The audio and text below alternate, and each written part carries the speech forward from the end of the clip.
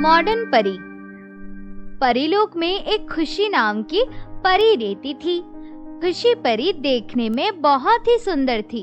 उससे ज्यादा सुंदर परीलोक में कोई भी परी नहीं थी। उसकी सुंदरता की वजह से सब लोग उससे बहुत प्यार करते थे।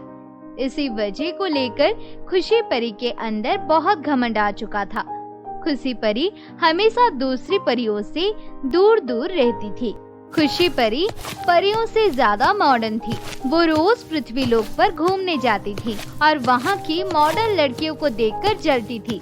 ऐसे ही एक दिन खुशी परी अपने घर के सामने बैठी हुई थी। तब वहाँ पर उसकी सहेली सोनिया परी आई। अरे खुशी परी, तुम इतनी उदास क्यों बैठी हो? किसी ने तुमसे कुछ कहा है क्या? तू यहाँ पर क्यों आई है? मुझे अकेला रहने दे। यहाँ पर आकर मुझे तंग मत कर। खुशी परी, मैं तो तुम्हारी सहेली हूँ। तुम अगर मुझे अपनी परेशानी बताओगी तो शायद मैं तुम्हारी मदद कर पाऊंगी। मैं आज पृथ्वीलोक पर गई थी। वहाँ जाकर मैंने देखा कि पृथ्वीलोक की लड़कियाँ बहुत मॉडर्न है। सभी के पास महंगे महंगे फोन है और महंगे महंगे बाइक भी चला रहे हैं। लेकिन हम परी हैं, हम ये सब चीजों का क्या करेंगे? और वैसे भी देखने में तो तू इतनी सुंदर है, वो सब चीज लोगों को दिखाकर क्या करेगी?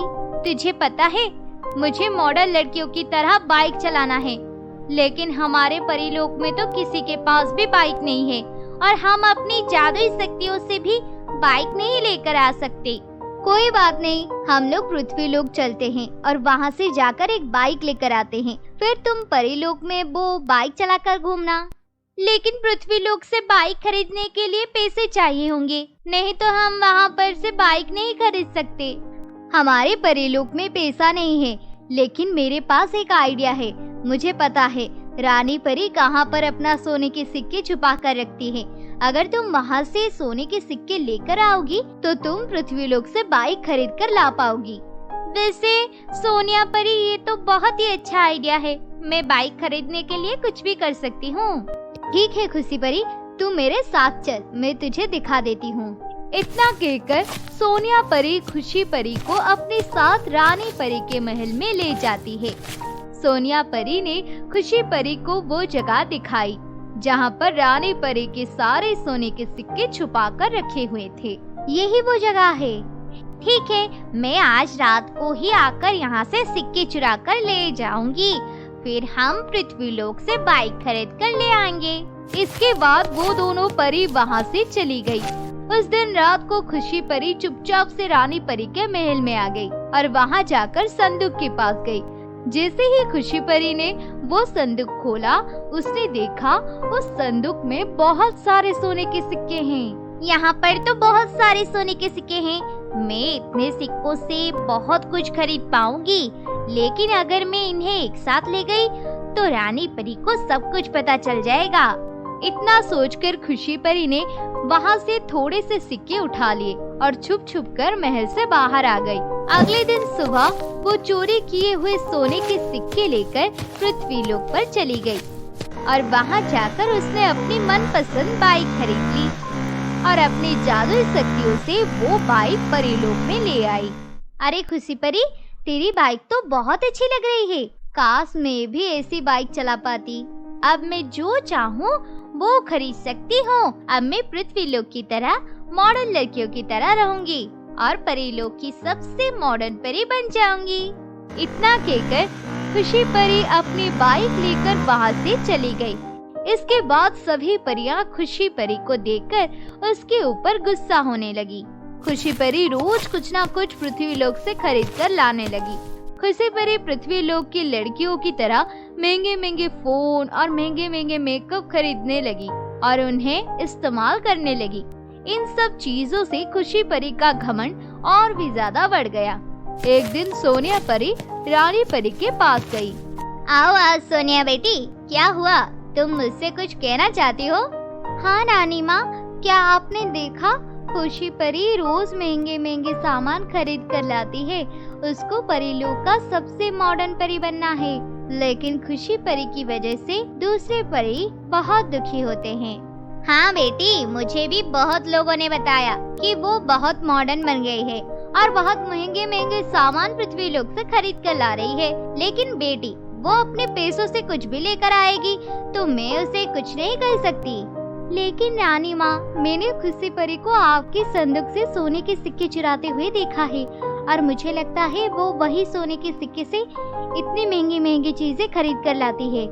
ठीक है सोनिया बेटी, अब तुम जाओ यहाँ से, मैं कुछ करती हूँ। अगर मुझे तुम्हारी जरूरत पड़ेगी तो मैं तुम्हें फिर से बुला लूंगी। तब सोनिया परी वहाँ से चली गई। तब रानी परी ने एक सिपाही परी को बुलाया और उससे बोली, आज पूरी रात तुम मेरे संदूक को पहरा देना, लेकिन तुम छुप कर रहना ताकि तुम्हें कोई देख ना पाए।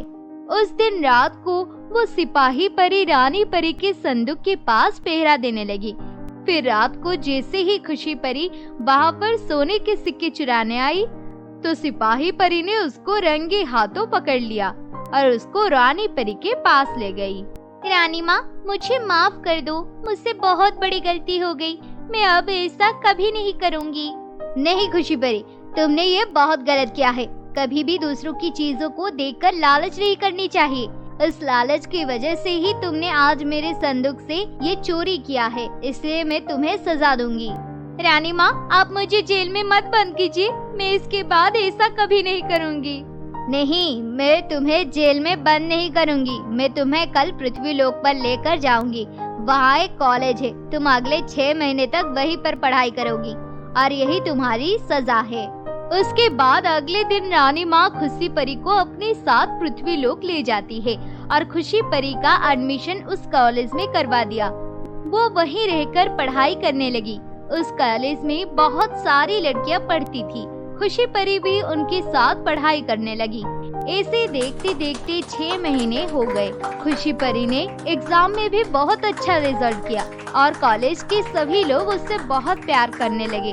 फिर एक दिन रानी माँ खुशी परी से मिलने आई। खुशी परी, 6 महीने पूरे हो गए हैं, अब तुम परी लोग वापस चल सकती हो। नहीं रानी माँ, मुझे यहाँ रहकर अपनी पढ़ाई पूरी करनी है। मुझे पढ़ाई करने में बहुत अच्छा लग रहा है। मुझे तो पता था तुम यहाँ रहकर बदल जाओगी, क्योंकि सिर्फ मॉडर्न बनने से कोई अच्छा नहीं बन जाता।